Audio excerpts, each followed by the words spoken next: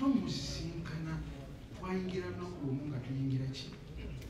nga tuyingira pounds mukinaamukaaga Novemba. Kato baana bato waliwo ekifaananyi abali ku gundi WhatsApp yange nga ntudde naye kumpi tugenza okwanjula anti ng'olaba ddala Kato yali muki yali mwana muto. Kati Kato bwe tumala okusinkana mu mwaka ogwo ogw'ekinaana nzijukira kitutuuka ku mugenzi naye mugenzi Kalule Fred ye yali mundu wa Black Pause producer wa director yatukozesa interviews ng'atukozesa Tamatumayi Magamba kakwaze yangamba nti oli mu layini ya bank abantu bangi banaatera okuggalawo ng'ayagala kyembanzanya. Kato siri eragira kintu kyakola era awe namanyira nti Kato ki wawe twatandika okukwanagana. Eyaletera yamugamba nti olubuto lukuluma naye otuuse ku toyireti eriyo omuntu. Kate kambaseseemu Kato yayingira toyireti yajja nga olubuto alaba lumuluma nayingira toyireti n'atuka ku toyireti n'akonkona nadda emabega n'asitama yalina pant naye yajjamu empale n'ekoma muno buyamale n'avaawo. Kawule n'ambuuza okoze eki munsonyiwe kanjogera kyeyayogera ati nze mpamyawo ngaddemu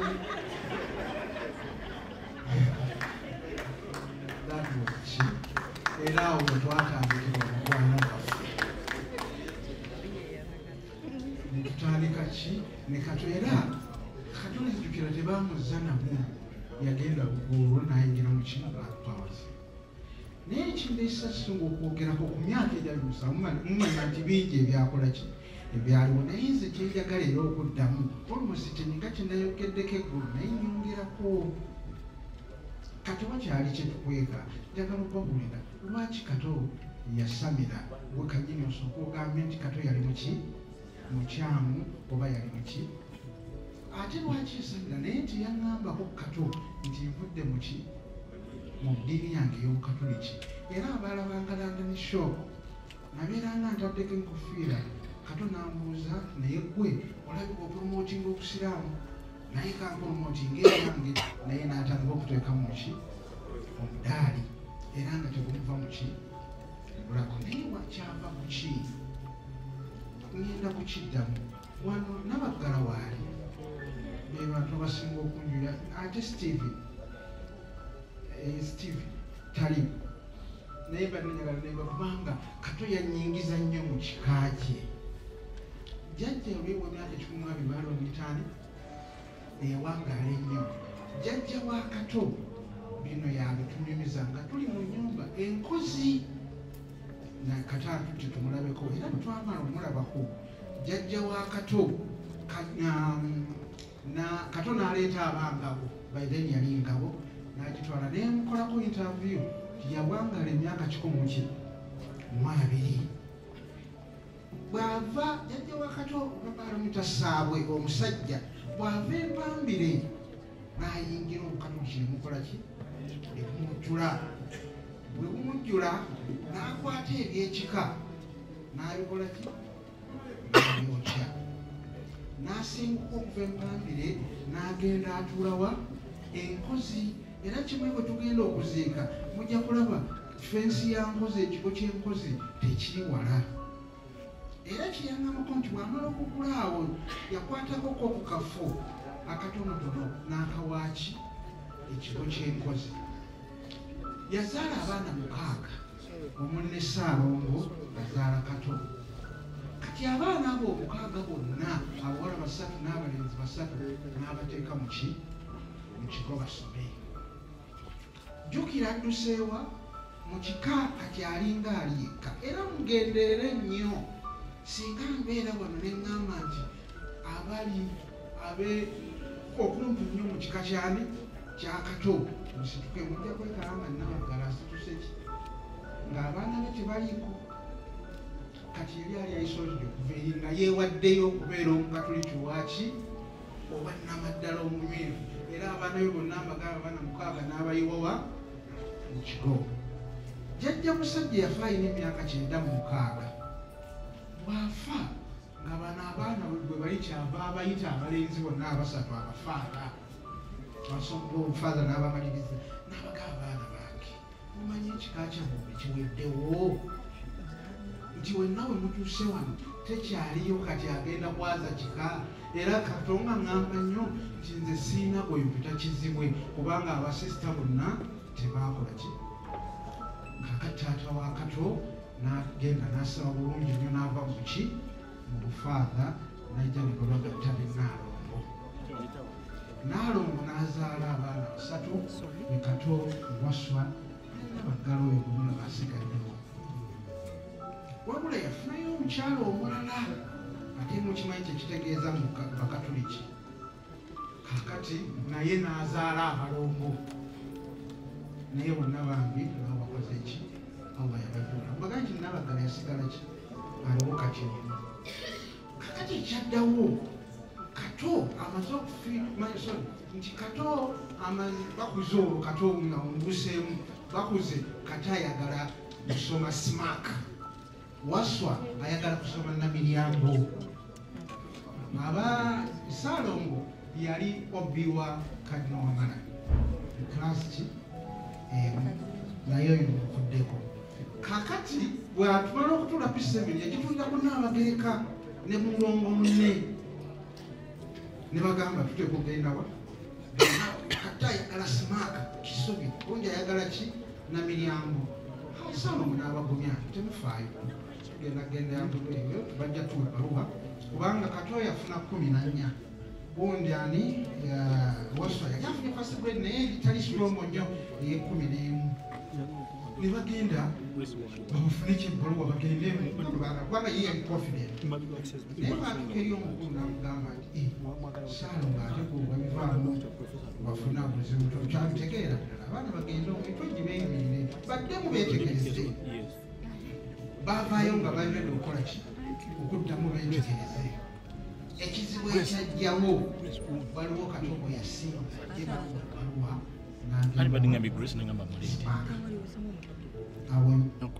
omutima ogusooka obwokenyeka bwakola ki obwatanga era Katonda agamba sijja kuddamu agende kuonekaera nyinza okuddamu nesikola ki okugenda mu Kampala. Kati tugenda mu maaso Kato amaze okuyingira omutuseweero nabo ayingire Black Pals bwetusisinkanye tetutandika bwetu tugenze mu maaso. Kati wano tugenda mu maaso tumaze okukola dambo n'ensembo Kato yatandika okuŋŋaana naye omanyi nti ebintu byaffe nze mbisibye nemugaate obisibye otya omanyi jjajja wange yeyokyaki yeyokya ebintu byekika naye mbadde njagala okuteeaa naye siri naawe Kato siri naawe nze nzikiriza olugenze mu maaso zigenda kuloopa ebintu byaffe kukaaba nangamba kale kwe kugenda nze ki naye ng'okugwe nakimunyonnyola Kato nangamba kale genda kukaaba okole ki era njukira Kato yambayo emitwalo 10 ngende kuki kukaaba Mungu amusaasire kwekyo. Bwe tukomawo kukaaba nkomyewo kukaaba twafuna ddala sente naye Kato ende London nali omanyi batugaba omusiraamu nti omuntu okubeera mukwano gwo omala okubanga osuuliddeko naye Kato nasuubula naye otambuddeko naye oza ekyokusatu kimukuluzireko Hajji otambuddeko naye osuzeeko naye kikulu nnyo n'okusuubula ebintu ebyo bisatu. Kato nali sisulangako naye nenasulako naye mu lugendo netusula ne ku kitanda kimu nga tuli eranda. Ekizibu ekyenalaba ku Kato nga akugumuka nakola ki n'atandika n'okufuluuta era nemugamba nti Kato naye ngaosula bubi ani ngaasula bwekyo we namugamba ani ngaasula bubi nagamba namunange waliwo natambudde naye waliwo wenkwatako ebyo tebikola ki tebintuukako era mbeera bulungi nnyo naye ngezezaako ngenze mu kereziya wonna ngenze mbikoze naye era mbeera nkukola ki ngukumuka nfuna obuzibu obwo. Katonda ngamba nti jjajjaawe yayita ebintu ebyo naye bamugamba akole ki abazimbire enju. Ekyaddala awo twayawukanamuko ki ne Kato kamugamba nedda tewandizimba enju abantu bajja kutwogerera. Nagamba Hajji gwe tumanyi nti nze kyembeerako kinene siibaka nsula atunula Kato nabaggala ojjukira lwe watusanga mu ofisi nga Kato akaaba n'ombuuza nti mwannyinaze akaabira kine mugamba nti tewali mutawaana. Naŋŋamba oyo nabaggala munanyinaze akaaba ate kuusiize naye kati ekyalo kyemukaabya kiki nga talina ki mirembe. Naŋŋamba Hajji bansaba ennyumba sikulimba bansaba ki ennyumba naye nkole ki. At the end of the day Kato kwe kuzimba enju ne mugamba nti kati kyogamba ovudde mu Katoliki nti sisobola kuva mu ki. Ne Brenda muwala we omukulu twamubatirizaawa ku St. Makiyawo nga jjajja wa Brenda taata wa Kato Lubwama yani Isaba Kristo. So kati buli lw'obojjajinga Kato nze nabadde ensiisa obwedda saagala nnyo kwogera bintu ebyo naye byankutteko ne ŋŋamba naye Kato ensi emu gy'aginze naye ate ye temanyi kiki kyakola ki kyayitamu. Kato yali ayitamu bulungi kuzimba ki era njagala okubategeeza nti abaana abo basobola obbagamba nze Kato yakinnaamukanaga nti Kato Hajji Ashraf nti Wasolo yafa Kato yambikira naŋŋamba Hajji sisobola kukwata kuwaswa kuba mulongo munnange neegwe jangu obeerewo ku ki owange. Kakati kituuka ate tuuka maaso eno ddala ŋŋamba Hajji tuwabeerawo ku lwawaswa nina ekibbo jangu okwatemu tuwabeerawo ku lwaki ndowooza nange mundaba kye nali mu kaseera ako. Sajja Hajji mulamba ate nkolo kibadde waliwo ekyaliko waliwo ebbaala eyali awo ng'ovudde ku bitaala byawa ebitaala byo so waliwo ngodde naakulabye waliwo awo simukaati yali awo bbaala nga bagita simukaati. Simukaati eyo bagiroopera gundi eyantwala emakka sekamuzaata muwa musaasire ne bagamba nti Hajji simu Ashraf ne Kato Lubwama bakoze ebbaala eri awo. Musajja yampita yatandikira namulinga myingidde gundi yenaŋŋamba yo maalo gwe wano omanyi mumaalo endogoyi guno omwana gwakumanya endogoyi n'okola ebbaala ng'akututte emakka saba Allah akole ki. Naye mugamba sinakola bbaala olina ebbaala enaakola ebagiyita simukaati obayi nga sigimanyi. Kato ye yasikuka n'agenda ewamuzaata namba wayise ono omumaalo naye talina bbaala. Waliwo ofiisi ye talina bbaala. Omusajja ono eyo ebbaala yayogera n'erinnya ly'omuntu gwesiyagala kwogera kati nti ye nannyiniyo era abatabuli mugenda kwokya bbaala y'omukazi naye si ki Kato esiimu oyo talinaamu ki. Kati ekyo kyali kyakagwa ate baŋŋamba okukwata mu ki mubeddo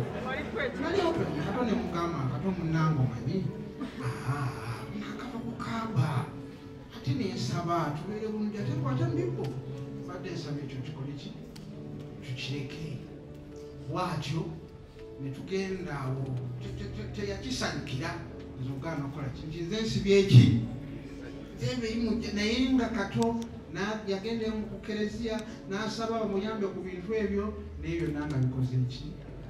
biganyi Kato tatereera ate Allah alina obuzibu n'abitereeza Kato n'afuna ssente buli kimu ne kitambula ki bulungi. Nze wadde abakundi banyiize abakristiyani abakatoliki banyiize nze nsaba kimu n'abaana ne kataya kubanze yaŋŋamba era Kato yaŋŋambaku nti nandisiramuse naye nga saalonga afe kubanga ayinza okufuula okuba nkoze eki nsiramuse. Naye ne bwaba tuganye tusamula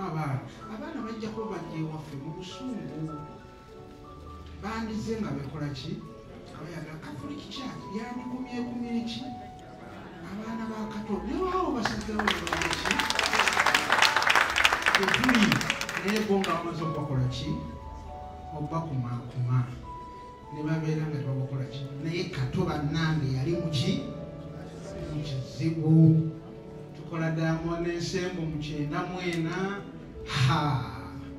waliwo abaliwa emujimukinaa sibusikole gundi tugenda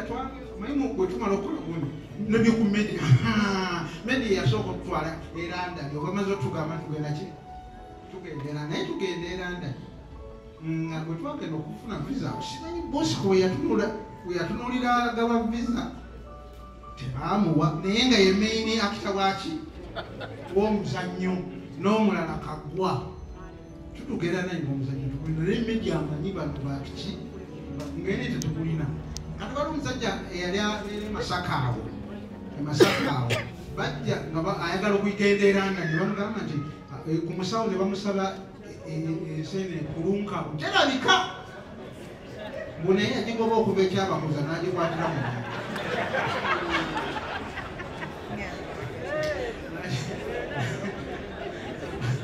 agoba ki enseenene eyo emuyambe bwagitwale omusawo bwagibike bwati mu katabo bwateekayo bwati olwo nebuuka obugundi akonawo bukonyi ki akonawo bukonyi staafu kakati omwami bwamala okutumiriza story amaze ogitutumiriza ko Kato n'agamba nti ogwo omuzannyo gwe tuba tuzannyira ogwo gwennyini tetulina kati awali bosi ogenda kuteeka wano awali Kaggwa ogenda kuteeka wa ogwo gwennyini gwe tuba tuzannya ne tufunayo neyanyumya omulala omwannono mwavalanda ne shooko tukola ki oyogera ku Kato n'oyogera ku mizannyo buli muzannyo nabadde ngambye wankubire ekisolo kye bayita omuntu nti esitole gye mbadde nnyumya esitole yamugamba nti njagala mpandikire poemu ng'ekwata ku muntu ki ku bunafusi bw'omuntu ekintu ky'obutagenda kusimaka kyamukola bubejja ng'agamba nti ekisolo kye bayita omuntu tekyesigwa naye nekyaki yakolawo bazzukulu baani basaabwe kwe kukola oluki ekisolo kye bayita omuntu naye kale tebatukubidde kyebadde ntandikirako naye nga Kato nga buli kyakola obadde omanya nti kimuli ku ki Kato oyo nga bwakuwalana Kato yali awalana ng'amanyi n'okukuteeka mu komera nti oyo kamuwalana emyaka 5 tubadde tukola naye for example yafunaku ne Abe gulu yakyogeddeko yafunayo omutakaja ne Abe yawalana abo bamyaka gyali emi naye nga batuuka before the microphone ku CBS nga teri asobola okugamba nti ki Kato awalana ki ate yawalana Joni nze olumu twatuuka n'okutuuka nga ofisi batuvale nga bemunyimanyi katwalina ofisi emangeri ng'ate Joni ali eno waggulu kati Joni tuba tufuluma mu ofisi tujja tugenda ne Kato tufulume Joni n'ayingira muki mu geeti eri Joni olwayingira bwati Kato n'addayo mutunulire nze kati n'anekawo ngende mbuuse Joni nzire wa Kato Kato teyagamba nti oyo muwadde eki era yamuwalana emyaka eki naye Kato ate ye yagenda tuba tuli ku pulatifomu ekigyomanyi nga ningiza ndabe oba bakwatagana nga Kato yaguzedde emmere bali ku sowaani nekyo nga kiringa ekikyali nabo nangamugamba nti nanga kyakibonerezo yakimaze epaati oyo yali Kato mu kuzannya kwe neyeegomba abantu aba ng'ogyeko okuwanika kwanugwa yeegomba nnyo Alex mukulu ne Christopher mukiibi era Alex mukulu takola nsobi eri Kato ate Christopher mukiibi naye takola nsobi eri Kato kati nga bwati bwakola ki wali ono yali manejja waffe emyaka gyonna ate omukulu n'abeera nga yakolera stage naye nga yatendekebwani George Stegaba agenda okuddako nga nze nvuddewo naye nga nsaba bannange kiddamu kiri church nkulu fa abasiraamu tusaba nkulu Medi Nsereko nkulu Kato nange yakiŋŋamba abaana bano tusobola okubakola ki naye nze saagala tuba bwe bamaze ewaffe bajje mu busungu wabula bajje mu ki nga bakumiddwa olwataakumwekumwe eri gye bava nabakala ebinabaki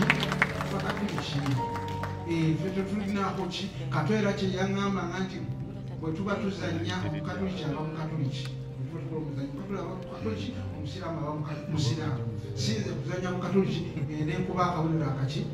akakyamu omukatoliki siye kuzannya musiraamu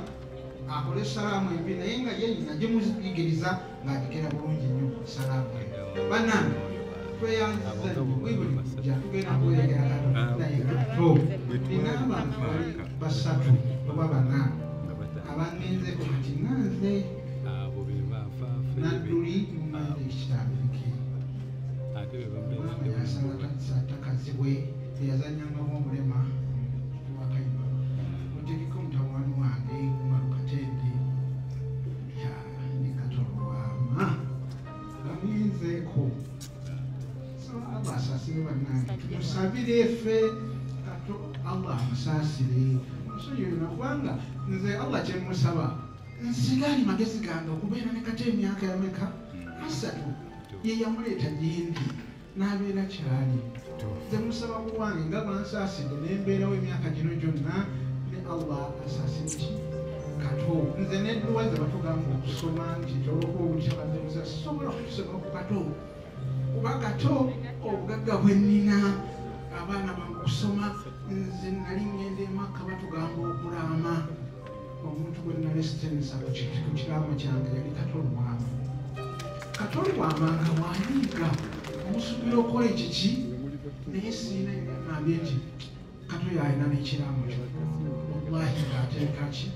ateeka ebyama abadde amanyi ebyange nange manyi ki ebibi ekitwabula wali ku kibbaawo naye alhamdulillah assalaamu alaikum Joni jamu kwandule munange